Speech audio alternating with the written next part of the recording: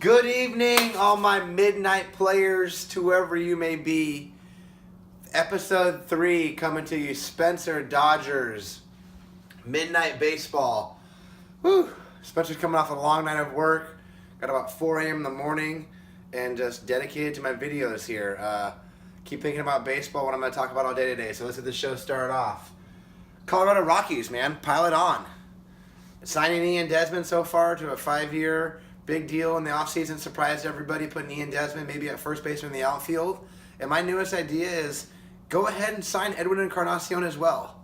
Edwin Encarnacion has not picked up the deal he wanted to with Toronto. Went on the free agent market during the winter meetings. Hasn't been doing too well. If the Rockies are going to go for it, do what they did back in the 90s with Bichette and Larry Walker, Andres Galarraga, the big cat. I mean, just get after it, you know?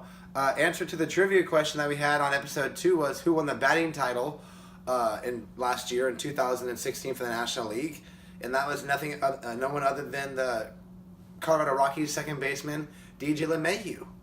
So with a lineup of possibly Edwin Encarnacion at first, DJ LeMahieu at second, Story at short, Arenado, the Gold Glove All-Star at third. Outfield, the Dahl, the second-year player. Blackman in center, Cargo in the right field. Who cares who plays short? I mean, who cares who plays catcher, right? I mean, pitching needs some help too, but Rockies, Simon Encarnacion. Yankees, what's going on, really, with the respect in the Bronx? Is there respect? What are we doing? Are we going to win? Are we going to lose? Are you teasing your fan base? Signing Chapman for 3 years after an opt-out clause? I mean, what's going on here? Because look at who's in the team right now. Ellsbury's in center. No respect for that guy with that big contract. Fans don't like him. Starlin Castro at second base. Trade bait during the winter meetings, possibly for another pitcher. Chase Headley at third base, been rumored in trades. Didi Gregorius, shortstop, been a Yankee for a year and a half. Fans really, I mean, he had a lot of home runs last year. Didi probably one of the best players in the Yankees, believe it or not. But, you know, not a real connection to the fan base there. Yes, you have Gary Sanchez behind the plate, who's phenomenal, and, you know, who you could rest the next 10 years on behind the plate with the Yankees. But Judge strikes out a lot in right. Bird coming off an injury. I mean, where is the consistency with anybody who's going to sell tickets and also have respect in the Bronx from what Cashman's given to them and then the new Steinbrenner ownership? So we'll talk more about the Yankees in the future as well, but I mean, I just don't see the players that they have in the current starting roster. A, they aren't experienced Yankees. B, they're not happy Yankees. So I'm very interested to see what happens there. St. Louis, Cub hunting. Obviously, they're chasing the Cubs. Cardinals and Cubs are rivalries. They signed Dexter Fowler to a 5-year, $80 million deal this morning. Dexter Fowler's going to go from blue to red. It's an overpay, in my opinion. I mean, the guy was great this year. He did hit anyone who hits a home run in the first at-bat in Game 7 of the World Series, you're amazing. So Fowler did everything right. He turned down the 3-year deal from Baltimore for $33 million. He came out this year and got $80 million from the Cardinals. So props to Fowler. I don't know if you heard, but he's supposedly wearing number 25 in honor of Barry Bonds, which I find funny. It's his hero. So, and what else is St. Louis going to do? I mean, they got rid of Garcia. I'm not really understand why they got rid of Garcia. They've got Walker coming off injury. They got Wainwright coming into the latter half of his career. They obviously lost Lackey last year. The Cubs. I'm kind of blanking. Oh, Martinez is coming off a great second half. Shoulder issues beginning of last year and the year after that. So, Cardinals. I'm seeing some pitching going on. So, still chasing the Cubs.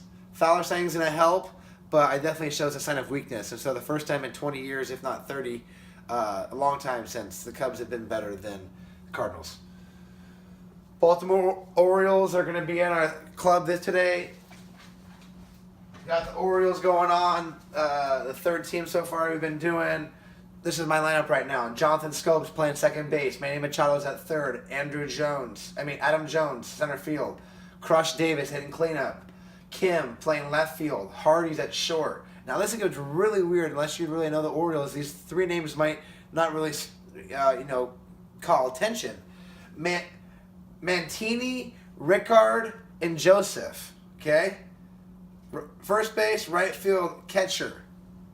I have a hard time recognizing those names, and if I do, then I know you do. Now, I need to brush up more on that because I'm learning too. as we're going to go in midnight baseball, we're going to obviously try to work on the 25, 40, and then 30. 25-man active roster in baseball. The 40-man total baseball team, as far as that goes, the 40-man roster, and then the top 30 prospects for each team. So those are going to be where I'm going to draw my lines about who we want to talk to when we call on the phone, 3 hours into each show. Phone number's down here, 805-320-8758. Call my cell phone, let's talk baseball.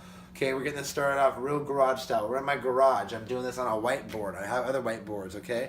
This isn't some big production at the moment. So showing everybody how raw and real I am, I have no problem doing that, and excited to know where I can go in the future once I get some more experienced YouTubers behind me, people that know more about kind of production, different things. So going through with that, finished off with the Orioles.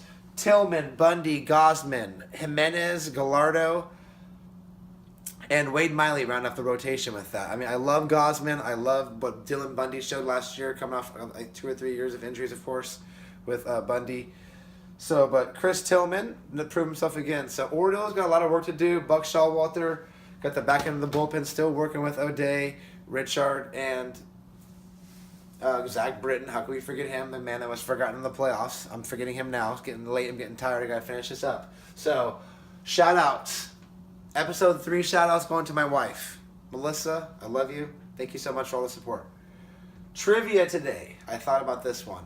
Stolen bases, most in one season, and the number of stolen bases. Who was it and how many? Okay?